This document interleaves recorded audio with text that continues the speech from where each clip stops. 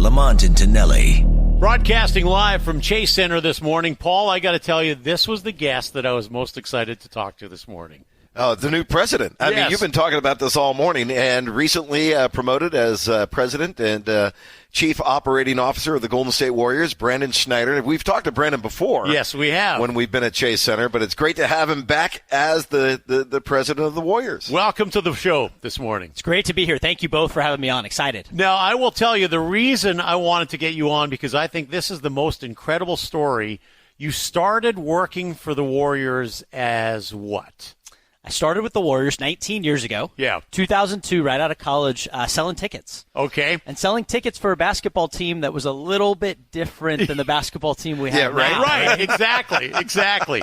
So you started selling tickets, and you just moved your way to the president of the club now. This is incredible. Well, you stay long enough. You work here long enough. After a while, they got to promote you, right? Right. Well, the funny thing is, I was talking to Jimbo, who works with the Warriors earlier on. You better watch it. You've got a target on your back because he's been here a while. Your job is in his sights now that he's seen you do this. I love that. Yeah, we're lucky. Jimbo, great team across the board. Yeah, absolutely. And I love the fact you're born in San Mateo. You're a lifelong Warriors, Giants, 49ers fan, Bay Area fan, and having this position with the home teams is fantastic. I have a dream job, right? Yeah. I mean, as you said, I grew up in the Bay Area, diehard Bay Area sports fan, lived here my whole life except for college. Went to UCLA. Right. All right. By the way, my Bruins looking pretty good. I know, God.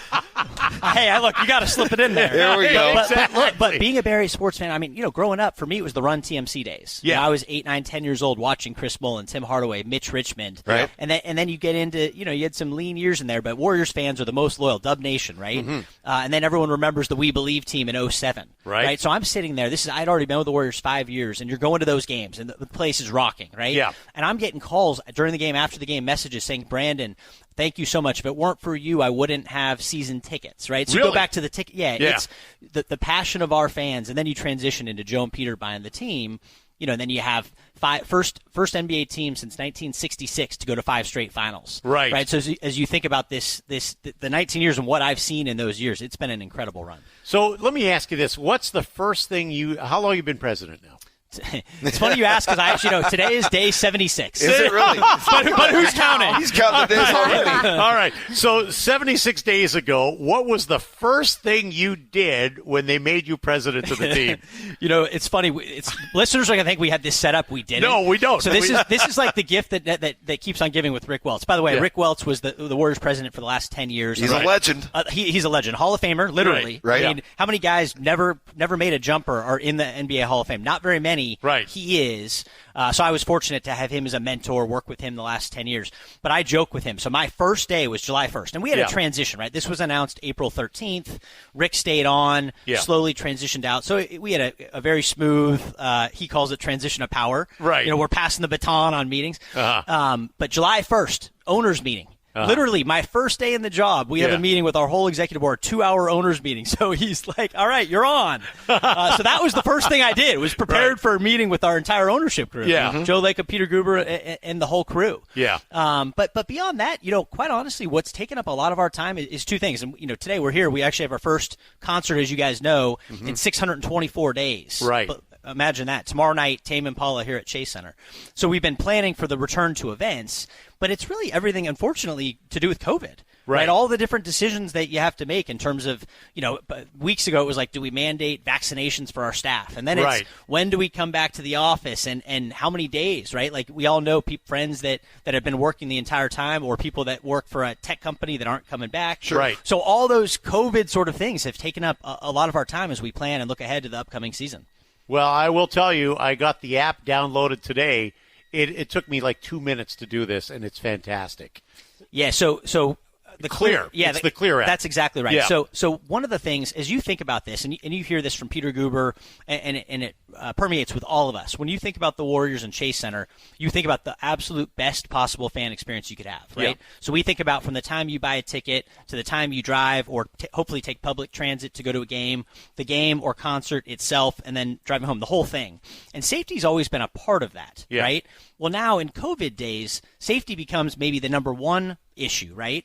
And so you're talking about clear. That's we know, working with our partners at the CDC and more specifically City and County of San Francisco, all fans ages 12 and older that want to come to an event at Chase Center have to be vaccinated. Right. So download the Clear app. Upload your vaccine card or digital passport, and that gets you into Chase Center. If you're under 18, you actually can't do Clear. So if you're between 12 and 18, you show your physical card, a photo of your card. You know, you go on the city site with the barcode and you show your picture ID. Yeah. But do Clear. It's the easiest thing to do. Not only that, so every single person in the building will be vaccinated. Right. Not only today, by the way. Yeah, exactly. But when we have 15,000 people here, 16,000 people here for the Tame Impala show, and 18,064 for Warriors games, everyone's vaccinated. Everyone's wearing masks. Except when you're eating or drinking. Right. And then you look at all the health and hygiene stuff. I mean, we can get in the weeds here, but you think about airflow. People think about indoor, outdoor events. Huge bowl here at Chase Center, but we can exchange the air fully for outside air 4 times an hour. Wow. In the concourse, high traffic areas, it's amazing. Up to 12 times in an hour. So, and then you want to talk about MERV 13 filters? You guys know about air filters? I don't even know what that says, but I know our listeners do. No, but most of them work in the heating and air conditioning. That's exactly right. That's right. Here's what I know about the filters. You're supposed to have MERV 13. We have MERV 15. Oh. And what that does is filters out COVID and other viruses. Right. So we literally can say Chase Center is the safest venue in the country. Right. Well, I love it. Well, I also love the fact you're on with us today. Congratulations. I'll give you a fist bump on that one, all right? And hope to hear more from you as we make our way through the basketball season and the concert season. Awesome. Thank you very much for having me. All right. Thanks for being All right, Brandon, with us. good to see you. Lamont and Tonelli.